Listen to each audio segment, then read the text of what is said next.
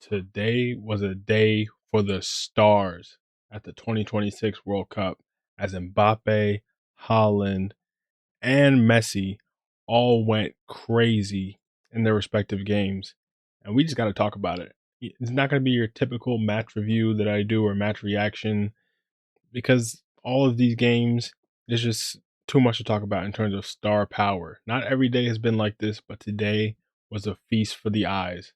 So like, subscribe, all the good algorithm stuff, and let's get straight into it. And you know what? Especially comment. I never asked you guys to comment, but comment who had the best performance of the day. Let me know, even if it's not one of these three. But first, let's start with Mbappe, Kylian, Kiki de Bon D. I want to start with Mbappe. I mean, obviously their game was first of the day, but coming into this tournament, if we're looking at the players with the most pressure on them in the World Cup, low-key Mbappe is up there. And now that might sound crazy. He's won a World Cup. He's gone back to a second final where he went crazy in the final. There is definitely more people than Mbappe that have pressure on them, especially one of his teammates, Ousmane Dembele, because brother, come on. France Dembele still looking suspect. I gotta be honest. If we look at PSG Dembele and then put on that France kit, there is an imposter among us. But Mbappe, coming off 2 seasons trophyless at Real Madrid, if you look at Kylian Mbappe's career, it's Monaco where he lit the world alight, and he goes to the World Cup with France. He gets moved to PSG, all that. He goes to the World Cup with France, goes crazy as a 19-year-old, wins the World Cup, scores in the final, then some more years with PSG, then he goes to the World Cup, and people, the years with PSG, he's still good. Don't get me wrong, but then he goes to the World Cup 2022, and it's about at that point where people are starting to think, oh, Mbappe at PSG, you never really get to see him win the Champions League. He's not going as far as he should. People are starting to slightly downturn on Mbappe. They're forgetting about the Mbappe they loved in 2018. And he goes and sets the world alight in 2022, especially with that final performance. Everyone loves Mbappe again. Best player in the world. We all can see it. Then, a couple of years after that, goes to Real Madrid after failing to win the Champions League with PSG, which is the main target. He goes to Real Madrid. PSG win the Champions League in back-to-back seasons, and Kylian Mbappe goes trophyless in back-to-back seasons. Not to mention, the season before he joined them, Real Madrid won the Champions League, and it transfers to the team that he just left. Call it whatever you want, but it's not a good look. Let's just put it like that. It's not a good look on Kylian Mbappe. So coming into this tournament, that's the context of how his 4 years have gone since the last tournament. And now the pressure's on him again, because if there's been one place where Mbappe always delivers, it's at the World Cup for France. You can't even say just for France in general, because Euros Mbappe isn't that good. But World Cup Mbappe is a different beast. And the pressure, you could feel it in this game. It started rough. Every time Mbappe touched the ball, it's a loose touch. It's a weak finish. It's just not what you expect to see from him. The sharpness you expect to see from him, especially now that he's just properly playing up top. I miss left winger Mbappe, but now it seems like not only at Madrid, but just in general, he transitioned to being a number 9. That's fine. Looking at the lineup, Didier Deschamps, with the amount of talent he has, this is crimes against football right here. This lineup. I mean, obviously his back line is solid. I mean, Koundé, that's 7.4. Yeah, right. Koundé's fries. Rabiot, to give it to him, he had a crazy assist for the Barcola goal, but most people could probably agree. Rabiot starting for France in 2026. I know that's Deschamps' guy, but okay. Dembele in the 10. Really, when they play, it's really more fluid than this. You can see them both up top. Someone will drop deep. Olise will drift into the 10. It's more fluid than it looks, but when you have this guy on the bench, you would think, hey, one of these guys got to perform well or go. Olise turned up. Doué He is it wasn't moving me. But Dembele, oh my god, stinker. But Kylian Mbappe, that first, I mean, they had chance after chance after chance. When second half, after the stinky first half, because France in the first half were looking poor. They were looking like, okay, we're gonna have another Spain versus Cape Verde game. Start the second half. Mbappe has chance after chance. Olise drifts more into that 10 area, and Olise starts turning it on. First half, Olise, I wasn't that moved by either. Second half, Olise turns into a creator. He starts turning it on, slipping in chance after chance. Mbappe is not finishing his dinner. Then there's the penalty shout. For me, it's not a pen. Personally, I didn't think that was a pen. But then finally, Olise slips in the ball. A beauty of a ball. Honestly, the ball was better than the finish, but Mbappe finally gets it past Mendy. And he's opened his account in this World Cup and gone to try to go break that record. Then you have the Barcola goal when Barcola comes on for Dembele. Ballon d'Or winner, by the way. Stinker again, hooked. Brings on his PSG teammate. Immediately goes and scores 2 minutes after coming on. Rabiot, a great pass through. He gets his goal. Then Senegal get their equalizer. A good finish from Mbaye. And Mbappe just says, hold up. Calma, calma, to his team, to the stadium. And he just takes the ball and rips it from distance. Mendy should probably do better, but what a goal from Mbappe. You just have to remind everyone, I'm him, and this is my tournament. And all of a sudden, Mbappe, we talked a lot about that record. He's starting to come for that record. But that game was fire. Well, the second half especially. First half was kind of stinky. Nicholas Jackson, oh brother. Of course, the one time he finishes it, it's when he's offside. I'm very curious to see what happens with him and Chelsea, but that's not what this video is about. Let's get straight back to it, because next up is Erling Braut Haaland, who's wearing the Braut Haaland on the back of his kit for Norway. And of course, he saw what Mbappe did against Senegal. He said, I'm not here to be outshined. Mbappe's going for the record. Messi, here we're going to talk about in a second, is going for the record. I mean, he just tied the record. But Haaland is just now opening his World Cup account for the first time ever. This is Norway we're talking about. He doesn't have one of the best teams on the planet to play with at these tournaments. This might be his only tournament ever. You never know. You can't guarantee they're going to qualify in the future tournaments during his career. So for him to be here at this tournament, you have to take the opportunity. And I know he's not playing as the greatest team ever, but you got to get it done, because that Norway-France game is going to be cinema. And Haaland, that finish for his first goal. And this game, I'm going to be honest, I only saw the first half, because the second half, I had a game I had to commentate at 7, so I didn't get to see the second half live.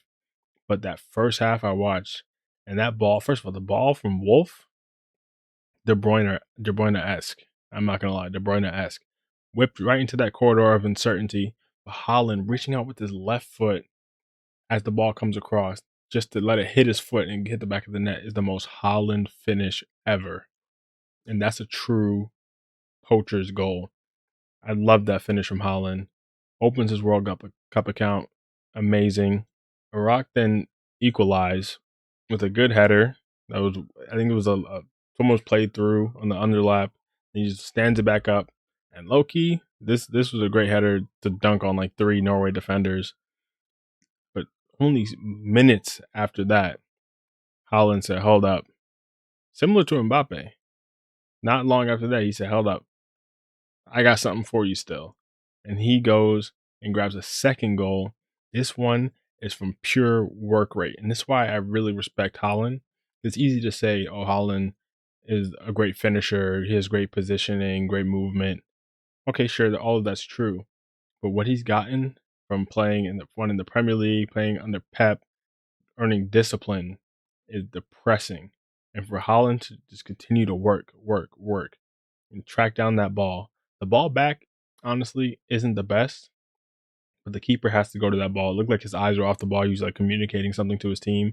And by the time he looked up, Haaland was in his face. Haaland touched the ball first, and he can only kick it off of Haaland into the back of the net. The greatest goal ever? No. But it's all the product of Haaland's work. And you got to give it to him. A brace on his World Cup debut, ridiculous, ridiculous. And like I said, I didn't see the second half, but I watched the highlights of the second half.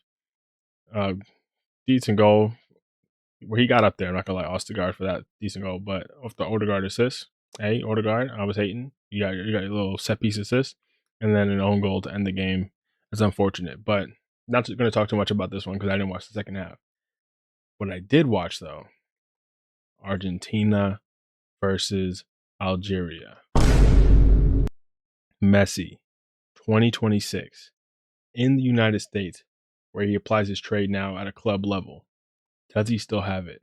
Does he still deserve to be starting for Argentina?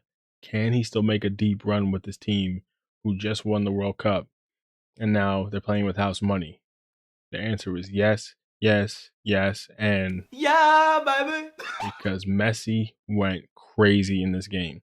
And not like he's everywhere like he used to be. Obviously, we're not talking about 2012 Messi, but just when he gets the ball, his IQ, his positioning, and just still the technique is just second to none.